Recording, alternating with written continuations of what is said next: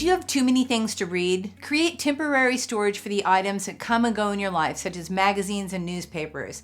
A bin or a basket by your bed or your favorite reading chair will keep these items safe and secure and allow you to sit down and read without having a scavenger hunt. Once you read the article, discard into the recycle bin. So in other words, folks, figure out where you read, and if you read by the bed, put the stuff in a bin by the bed. If you read by the couch, have a bin by the couch. The ultimate bin is one that's so wide by so high that keeps things vertical, not piles. So those pretty little baskets that you use, don't use those anymore unless your stuff can go vertical. Here's a bonus tip. If you find an article that you wish to read but don't have the time when you first see it, tear it out. Drop it into your reading bin. Don't save the entire publication because you're going to forget what you wanted to read anyhow. And once it's torn out, it reminds you what to read when you go into your bin looking for something good to read.